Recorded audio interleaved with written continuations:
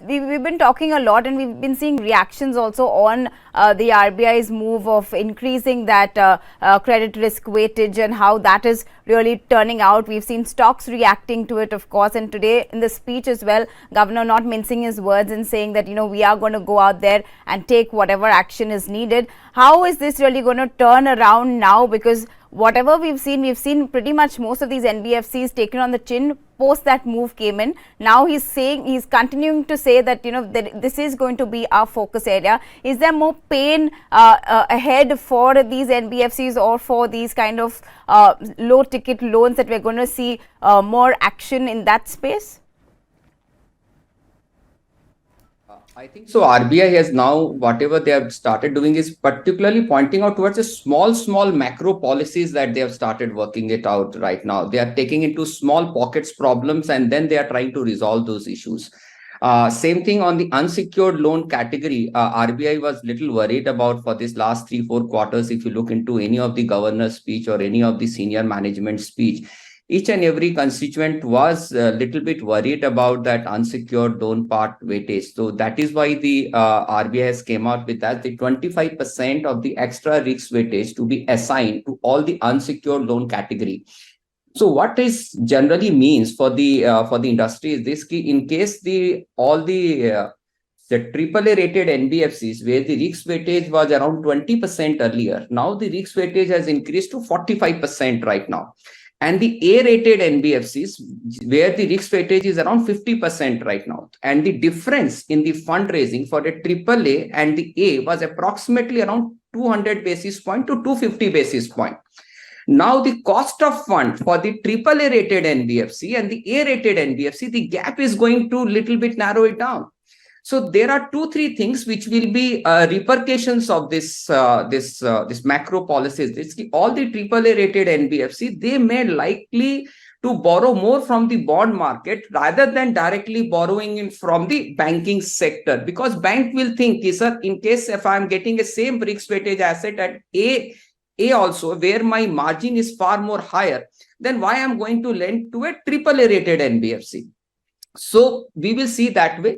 Again, the pricing of the AAA rated NBFC, the cost of borrowing will definitely get an impact, maybe by 25 basis paisa to 30 basis point.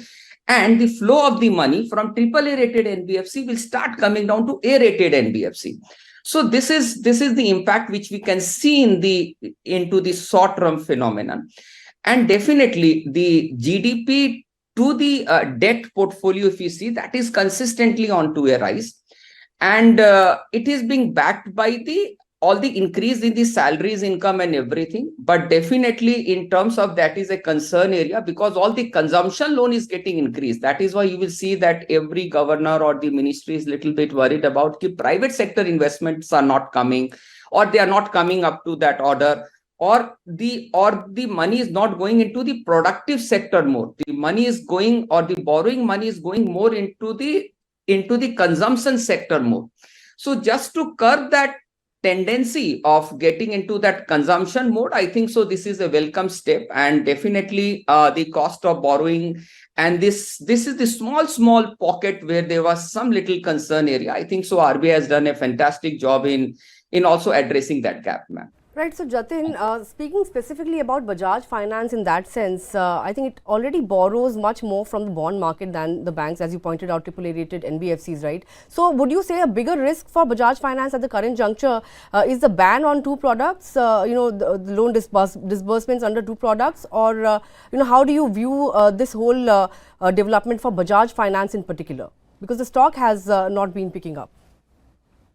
I think so, definitely. That is why you will see that these 2 products, whatever the restriction is more from the policy angle. Restriction is more from the visibility of the future angle is not coming, because the entire ecosystem of that company is geared up towards financing of the consumption sector. And that too into a lower middle class, or to just for an aspiring class people, which is there.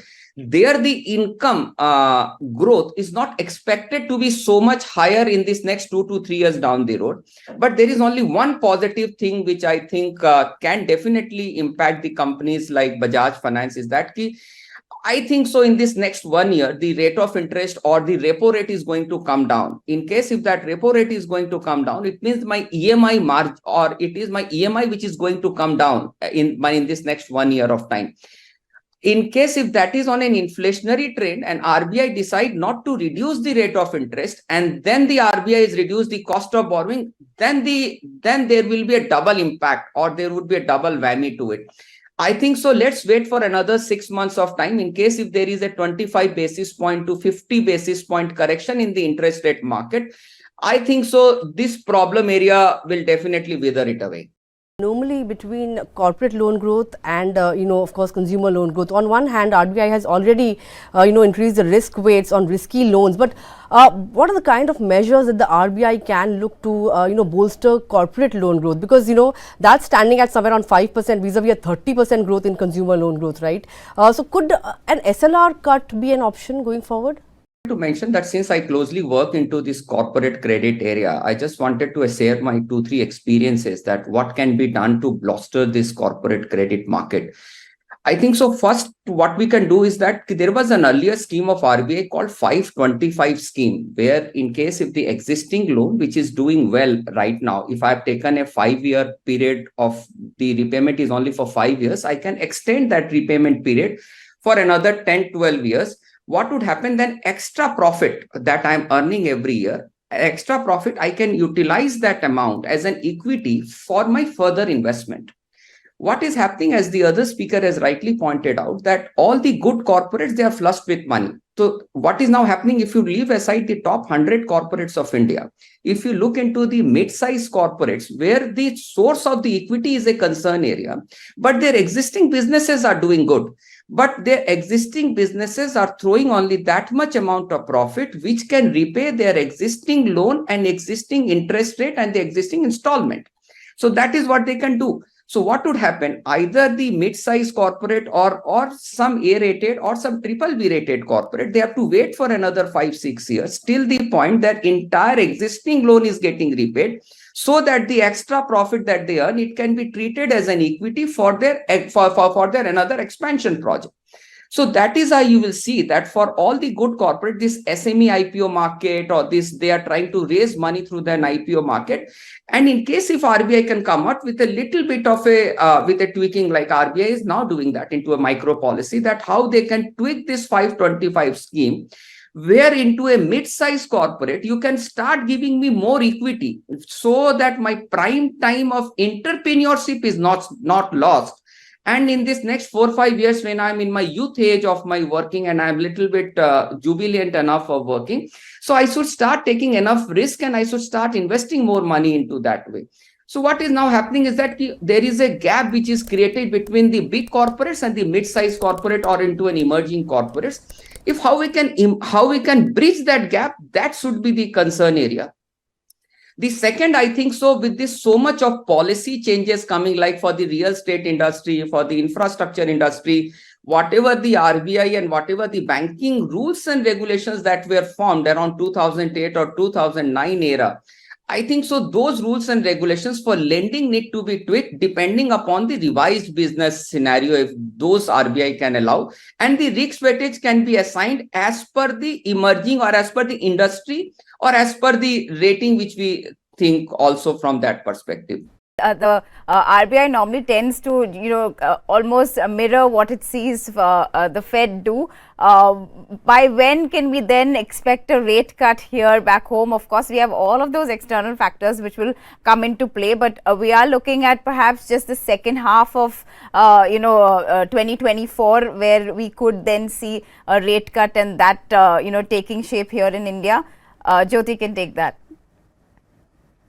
I think so. Probably, I think so. By that time, elections will also be over in India also, and we will also have much more clarity onto the Fed part of it. We'll have little bit of hostility which is going on into the international market. We'll have little bit of more clarity and also the situation coming on ground. By that time, I think so, whether it is the Fed or whether it is the Reserve Bank of India, both will definitely have some clarity about the rate cut, and the inflation should also be there because of election. In case if the inflation is rising or not rising, how this cold season or this food inflation is going to span out, I think so. During the latter half of next year, so should be a better time to gauge all these things. Next 6 months, maybe a little bit of up and down, but definitely, as you rightly pointed out, that last 6 months would be definitely good to watch out for.